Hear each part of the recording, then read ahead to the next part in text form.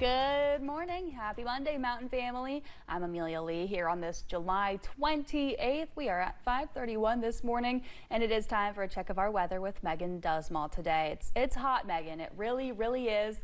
The fog also no joke whatsoever, but you've given me a little bit of hope, although I still don't think it'll be cold.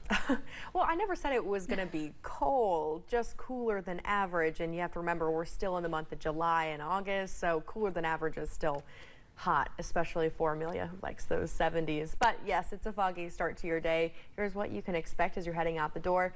Looking at the most dense fog as you travel more towards the northeastern part of the WYMT coverage area. We're looking at half-mile visibility in Logan. Densest fog right now in Logan, West Virginia. And we'll see that starting to clear out as that sun warms up the ground heading into the next couple of hours. Satellite and radar is for the most part clear, but you'll notice we do have a little bit of some rain going in between that Pike County border, and we'll see some sprinkle chances throughout the next couple hours. Storm chances as we're heading into the afternoon. Temperatures, though, that's where the story really begins to fall out. We're looking at those 70s this morning, those 90s in the afternoon. Feels like temperatures even higher, but just as Amelia mentioned, we're looking at cooler than average temperatures as we're heading on to the second half of your work week. Amelia. One man is dead after an ATV crash in Perry County Friday. The sheriff's office says it happened at Bull Creek in the Cornetsville community. The person involved in the crash was pronounced dead at the scene and later identified as 28-year-old Joseph Brett Ray of Bulin. State police are investigating a shooting in Lecher County. Officials say a state trooper and a sheriff's deputy went to a home in Whitesburg because of a domestic dispute. When they arrived, a man ran into the woods and pointed a gun at them. That's when KSP says both officers shot the man. He was taken to the hospital and is stable. KSP is investigating what happened. First responders were on the scene of a work-related death Friday afternoon at Rural King. It happened along US 60 at the Camp Landing Entertainment District. Officials say the victim has been identified as Jesse Graham, who is 43, of Georgetown, Kentucky. According to the Boyd County Coroner's Office, Graham was working on an air conditioning unit at the time of the incident. His body was taken to Frankfort for a full autopsy. A southern Kentucky man is dead after a crash involving a deputy sheriff. It happened in Knox County Thursday night. Police say Deputy Michael Ashhurt was trying to get a side-by-side to pull over when it flipped, killing the driver. Police say the driver was 21-year-old Todd St. John of Gray. His family says he called them just before 9:30 to say they were on their way to get gas. Then minutes later, they got the call saying there'd been a wreck. St. John's family says they have a lot of questions and just don't understand why this traffic stop ended so tragically. Yeah, my daughter has to live with this, and she's left with 2 babies to take care of because a senseless act. Police have not said why the deputy was trying to pull the side-by-side over, only that it would not stop. Deputy Ashhurt has been placed on administrative leave pending the outcome of this investigation. Police responded to a hit-and-run collision Thursday involving a car and an Amish buggy in Bath County. Witnesses say the driver hit the Amish buggy, got out to check damage, and drove away, not offering help to 3 injured children. When the buggy was hit, the horse ran off. Bath County native Savannah Curtis says she was on the way home from work talking to her boyfriend. I was on the phone with him, and then I saw the horse running down the road with part of the buggy still attached. The horse it was on the left side of like the gas station where the Dollar General is, and it kind of walked into that field, so we all kind of just grabbed a hold of it.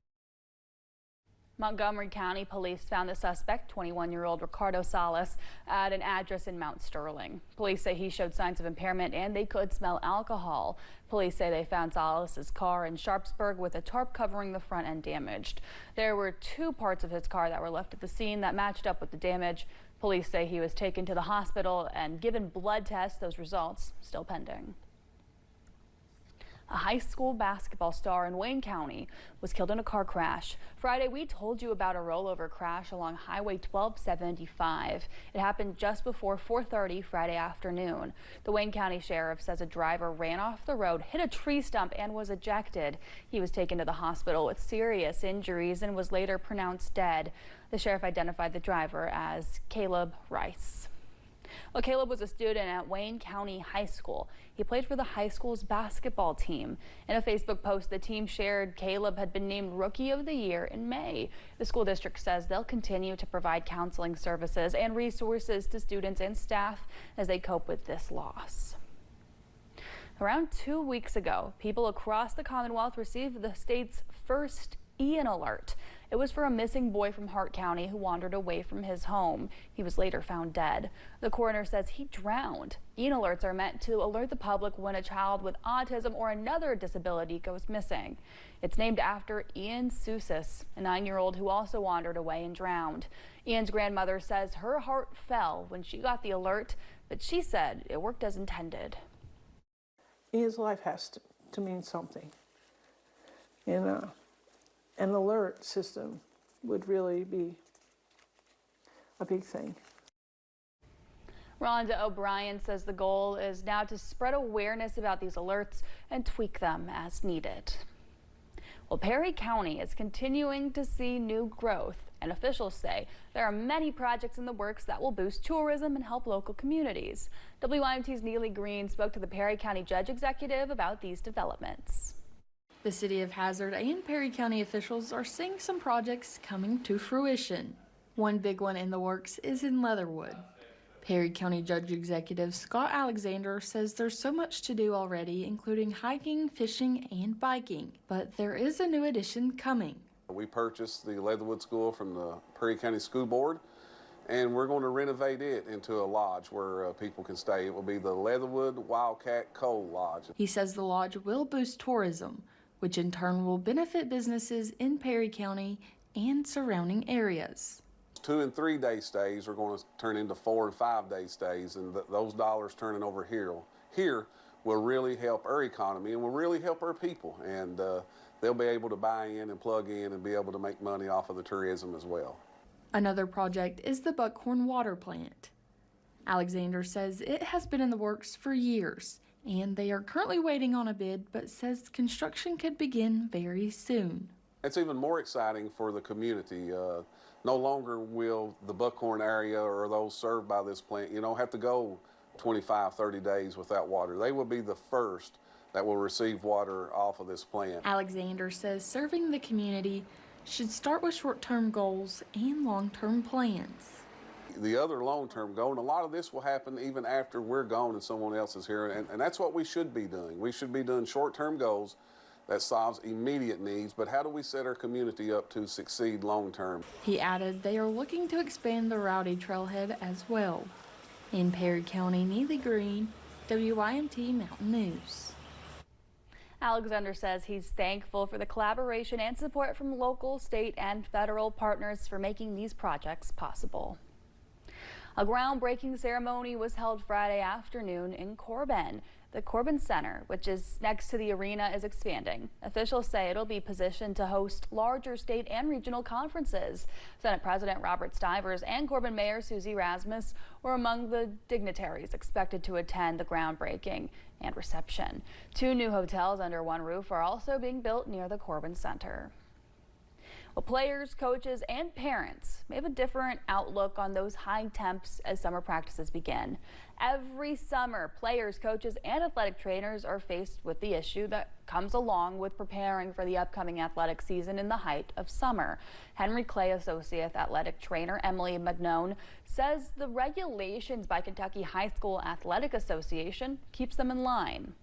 So usually earlier on, it tends to be more focused on mainly water breaks, ensuring shade, different things like that. Where once we get high enough up, then there's actual limitations. We talk to our kids, pretty regular about hydration. Even when you're not at a heat index level, a high heat index level, these kids have to be hydrated because they're burning a lot of water during a football practice. They say at different levels of heat, they'll need to take off practice equipment or include required water breaks. And she says if the number gets too high, they have to cancel practice altogether. Well, during this stretch of heat, it is important to know the signs of heat-related illnesses. Watch out for symptoms like dizziness, lightheadedness, nausea, and cramping. If you're experiencing any of those, get somewhere with cooler temperatures and rehydrate. If you see any signs of heat stroke, you should seek emergency treatment immediately. Those symptoms include a temperature above 104 degrees, an inability to sweat, dizziness, and a loss of consciousness. The Kentucky Department of Fish and Wildlife Resources is hosting a special statewide Hunter Education Day this Saturday, August 2nd. The department will offer 20 in-person hunter education classes and live free-range days at locations across the state. This is held in conjunction with National Shooting Sports Month. To learn more and register, you can visit the department's Hunter Education website. Well, a new study links dementia to air pollution. Research from the University of Cambridge found long-term exposure to air pollution from car exhaust emissions, wood-burning stoves, fireplaces, and construction dust were all robustly linked to dementia and Alzheimer's. Researchers used data from almost 30 million people, mainly in Europe and the U.S., which represent wealthier nations. Where this is a huge limitation is because we're not fully capturing the risk faced by the populations in low and middle income countries who often face much higher pollution concentrations. And therefore, I think that the burden is likely underestimated in our study. Scientists expect the number of people with dementia worldwide could triple by the year 2050. Lawrence County's own Tyler Childers released his new album, Snipe Hunter, on Friday. And to celebrate, fans gathered at record stores throughout the country, including Orbit's Records in Barberville, West Virginia. Fans had a chance to listen through the album and buy a special variant of the vinyl online, available at indie record stores. I'm super excited. So I was at work last night when the album dropped, so I listened to the whole thing at midnight. So I wanted to wait for the record player, but I don't have my record player right now, so. Tyler Childers and Chris Stapleton will perform Saturday, September 20th at Healing Appalachia in Ashland, a festival that he co-founded.